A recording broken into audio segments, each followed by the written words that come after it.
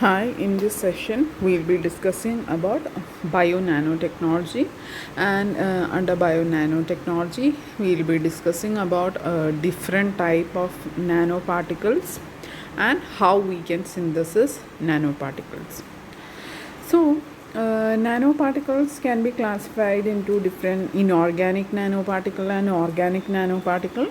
Other classification for nanoparticle is based on their origin, under which they are classified into natural nanoparticles and engineered nanoparticles.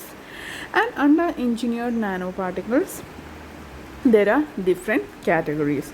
This is another classification for engineered nanoparticles. The different nanoparticles coming under engineered nanoparticles are carbon based nanoparticles, metal nanoparticles, ceramic nanoparticles, semiconductor nanoparticles, polymeric nanoparticle, and lipid based nanoparticles. So let's see what are these different nanoparticles. First we'll discuss about carbon based nanoparticles. So, there are two major classes of carbon based nanoparticles. They are fullerenes and carbon nanotubes. And these fullerenes usually contain nanomaterials that are made of a global hollow cage. And this is the typical structure of fullerenes or carbon nanoparticles, and they are usually consist of a global hollow cages. And first one is a pentagonal structure and it is C60, and second one has a hexagon structure, that is C17.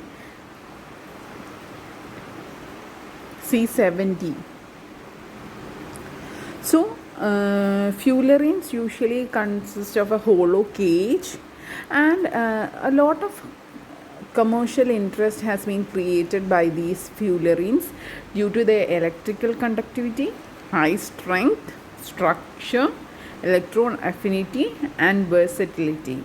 And usually they possess carbon units which are arranged in pentagonal or hexagonal units.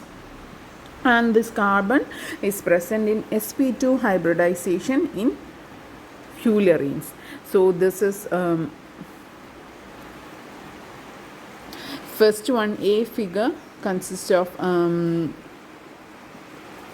pentagonal carbon units, and second one consists of hexagonal carbon unit. So first one is fullerenes, and second category of carbon nanoparticles are nanotubes. And these are different type of nanotubes, that is single walled nanotube, double layered nanotubes, and multi-layered nanotubes. So carbon based nanotubes are elongated tubular like structure, and they have a diameter of 1 to 2 nanometer, and usually nano scale is a scale to 1 to 100 nanometers, and they have different characters based on the diameter of the nanotube. They may be either metallic or they may be semiconductor depending on their diameter. And they usually resemble, carbon nanotubes usually resemble a graphite sheet which has rolled upon itself. And according to the number of layers or number of walls, these carbon nanotubes can be categorized as single walled nanotubes, double walled nanotubes, and multi-walled carbon nanotubes. And these nanotubes are synthesized by depositing carbon precursors on metal particles. So they are synthesized by depositing carbon precursors onto metal particles. And these carbon precursors can be formed from graphite, by using laser or electric arc. And these carbon precursors which has been created from graphite using laser or electric arc is deposited onto metal particle, and usually it is synthesized by chemical vapor deposition technique. That is, this atomic carbon is vaporized from graphite and deposited onto a metal particle. That is chemical vaporization technique. Next category is metal nanoparticles, and metal just is made from metal precursors, and they possess different optoelectric properties. And examples for metal nanoparticles are copper nanoparticles is there, gold nanoparticle is there, and also silver nanoparticle is there. And the specialty of this metal nanoparticle is that they have a broad absorption band both in the visible zone of the electromagnetic spectrum, and this shape, size, facets of these metal nanoparticles can be controlled using the synthesis technology which is present nowadays. And due to this advanced optical properties of this metal nanoparticles, they find a variety of application. And usually gold nanoparticle is used for coating materials or samples for scanning electron microscopy.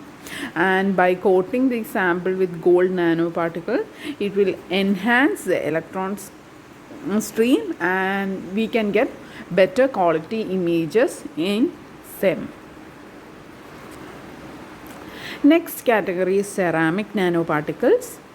And ceramic nanoparticles are mostly inorganic, non-metallic solids, and they are usually synthesized by heat and successive cooling method. So ceramic nanoparticle usually consists of inorganic, non-metallic solid, and common method for synthesis of ceramic nanoparticle is heat and successive cooling method.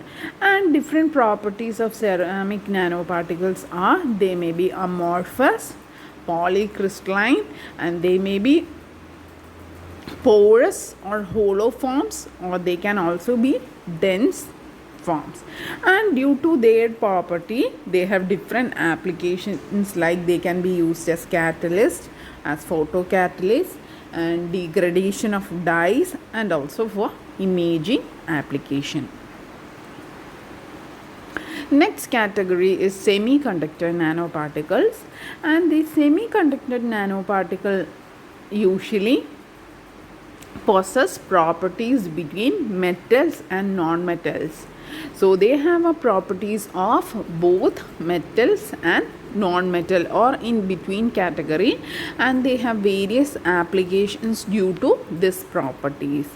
And usually they have a wide band gaps, and they show significant alterations in their properties with this band gap changes. So usually semiconductor nanoparticles usually have wide band gaps, and by changing this band gaps there can be changes in their properties, and so they are applied in photocatalysis, photo optics, and also in electronic devices. And the semiconductor nanoparticles are commonly used for splitting water. They are efficient in splitting water due to their suitable band gap and band edge positions. Next is polymeric nanoparticles, and usually they are organic based nanoparticles, and their short form for polymeric nanoparticle is PNP, and they are usually two shapes are there, nanosphere and nanocapsular shape. In nanosphere usually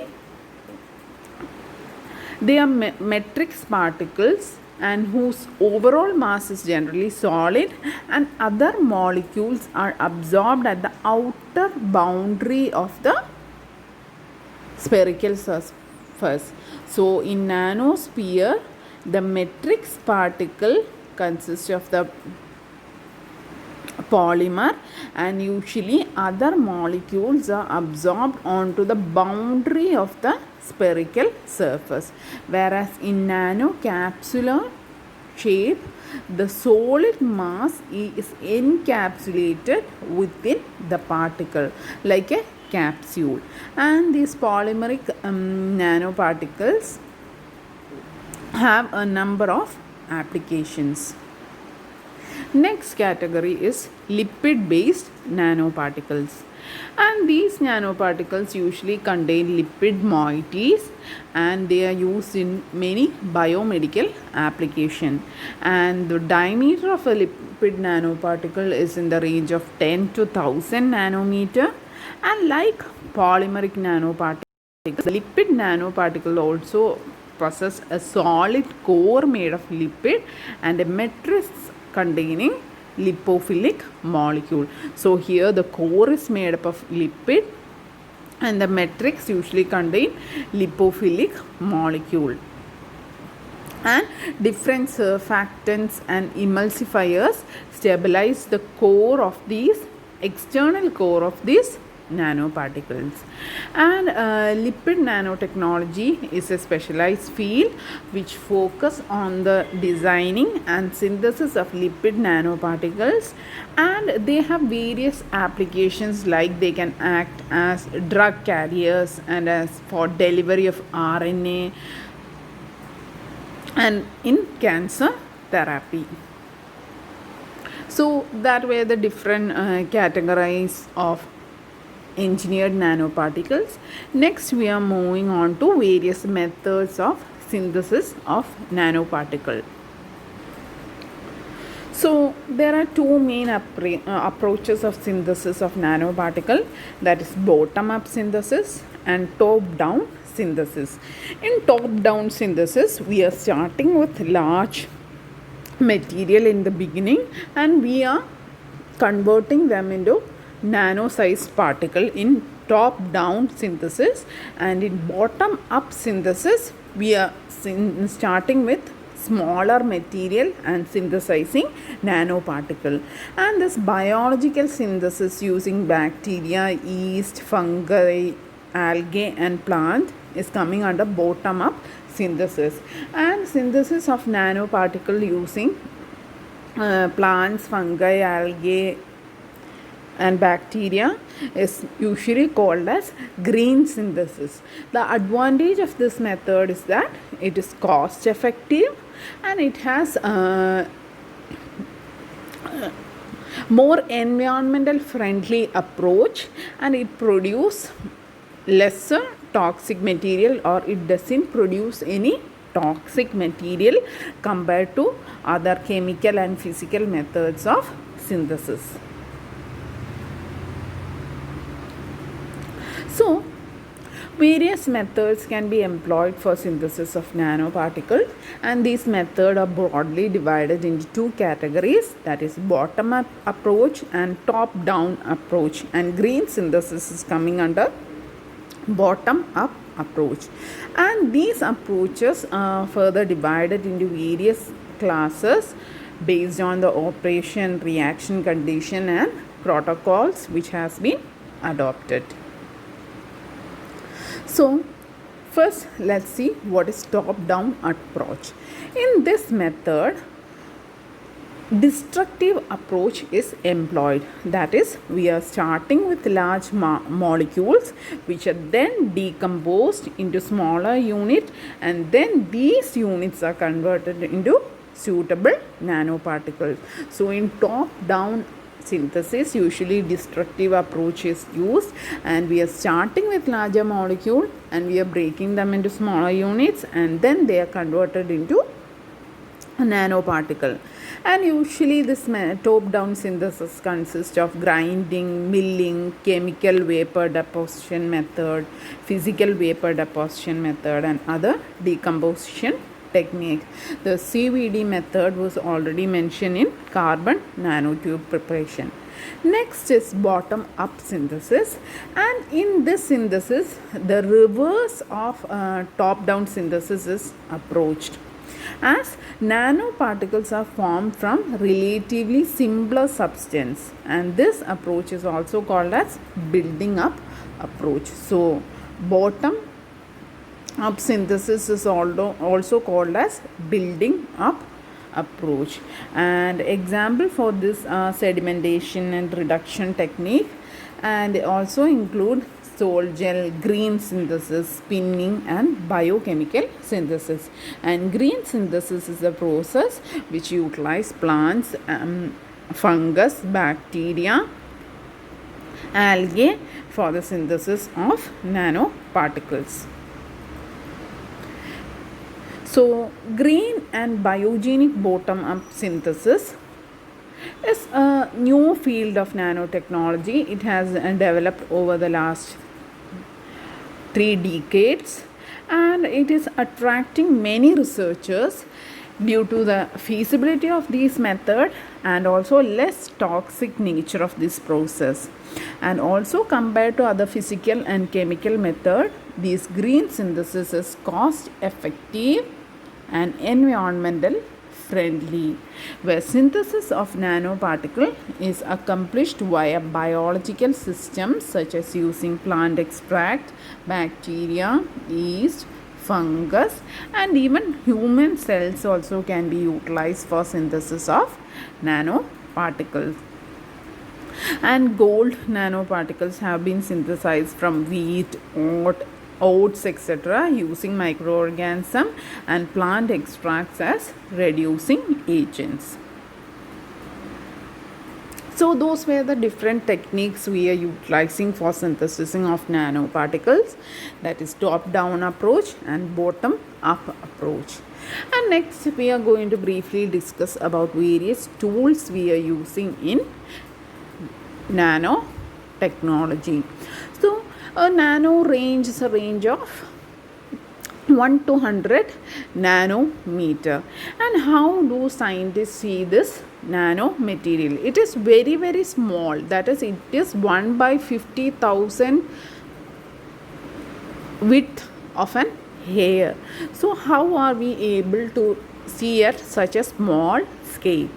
And in the beginning, scientists use instruments like scanning electron microscope, transmission electron microscope, and field ion microscopes.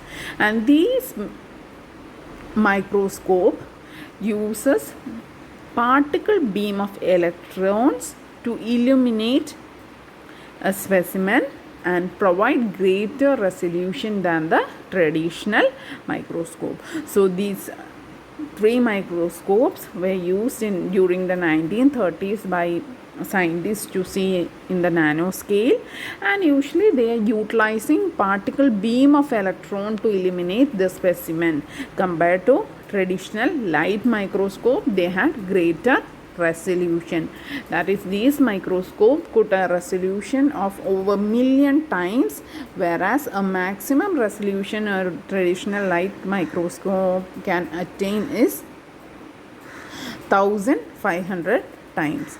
And in the last 3 decades, many more new technologies or techniques has evolved, and scientists have been utilizing these tools for working directly in this nano world. And those technologies are the use of scanning tunneling microscope and atomic force microscope. And the scanning tunneling microscope and atomic force microscope allow us to see materials in the nano world at a 3D scale.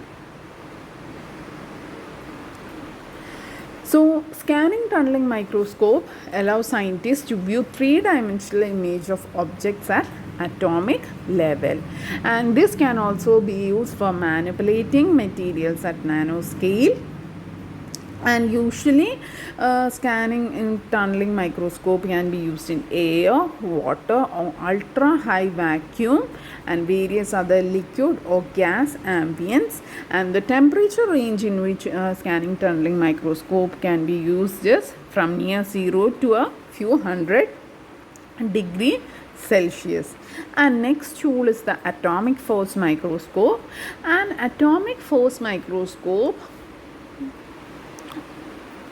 obtains information about the nano world by feeling the surface with a mechanical probe, and they provide very high resolution images and which help to distinguish samples based on its mechanical property. And also we can do atomic manipulation using an atomic force microscope. Thank you.